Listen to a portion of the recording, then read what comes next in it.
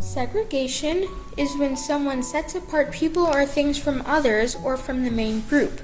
The United States Supreme Court stated in 1896 in the case Plessy v. Ferguson that segregation was okay as long as it was separate but equal. Before the mid-1960s, there was segregation almost everywhere, whether by law or custom, even in government-funded public housing. From 1954 until 1967 in Chicago, the Chicago Housing Authority, the CHA, constructed many segregated public housing projects. For example, only 63 were built outside poor, racially segregated areas. Public housing conditions in the high-rise buildings in Chicago were terrible. In the buildings, there were many stories of children falling out of windows, broken heating that never was fixed, and gun battles between teenage gangs. In the late 1960s, at a time of African Americans fighting for their rights and the civil rights movement, a group of 6 African Americans took a stand by suing the CHA. They claimed that the CHA was government-funded segregation because almost all of its projects were built in poor black neighborhoods. Although the plaintiffs, known jointly as Gautreaux, won their case in Chicago, HUD, the United States Department of Housing and Urban Development, appealed the decision to the Supreme Court. Gautreaux won the Supreme Court case, and because of that, the Gautreaux Assisted Housing Program, where families rented apartments in more white neighborhoods and suburbs using public housing vouchers, was implemented. Also implemented was the Moving to Opportunity program by HUD in 1994 in Baltimore, Boston, Chicago, Los Angeles, and New York. This gave families a chance to move to more affluent places, which proved to have an impact on their children's academic performance. Thus, Moving to Opportunity and the Gautreaux program helped eliminate segregated public housing and, indirectly, reduce segregation in general.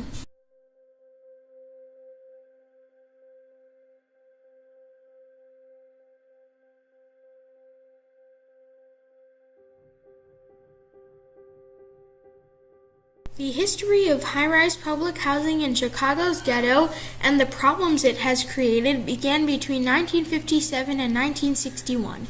Around that time, the Chicago Housing Authority, the CHA, completed 2 projects in already predominantly black neighborhoods on Chicago's south side.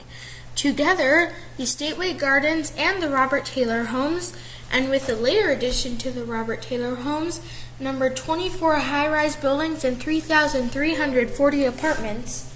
The Robert Taylor Homes, which opened in 1962, were Chicago's and America's biggest project.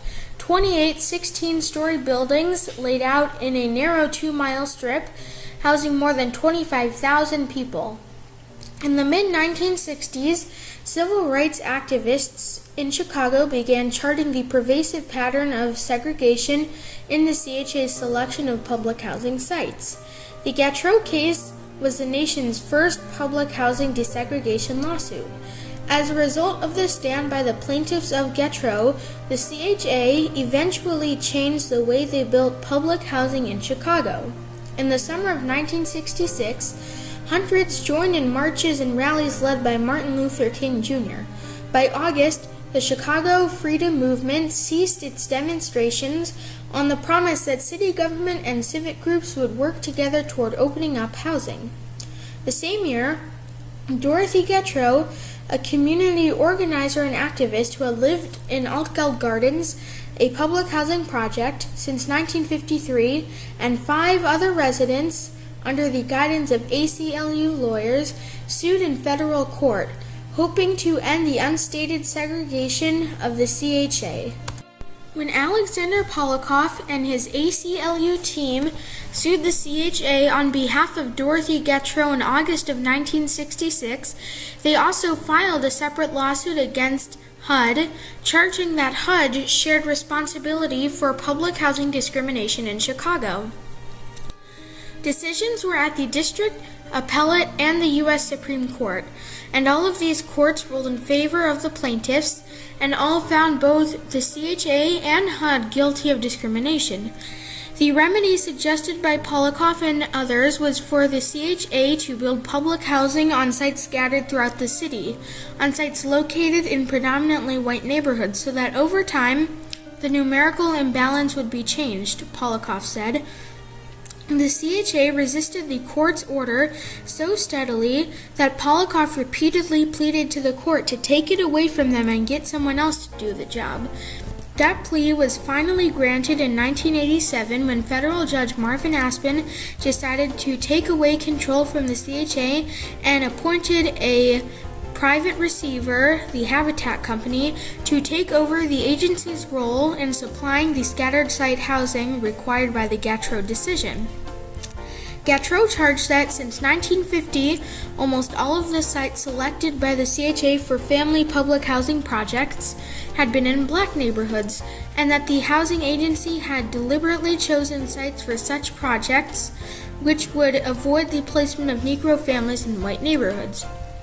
Although Dorothy Gautreaux died in 1968, the battle went on. A federal judgment order was issued in 1969.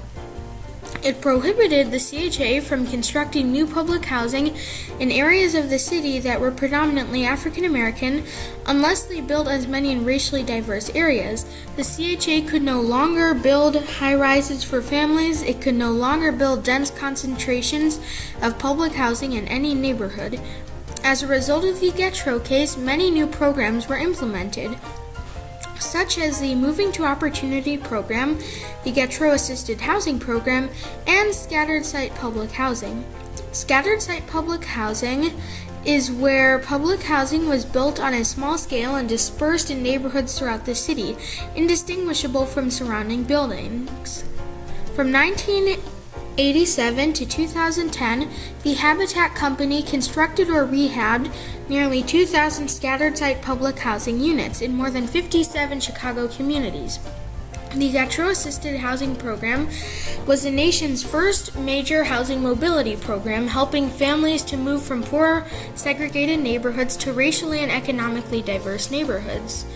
Participants were required to move into neighborhoods with a census-tract population that was no more than 30% African American. Eligible families were given rent certificates or housing vouchers, which they used to pay for private rental apartments.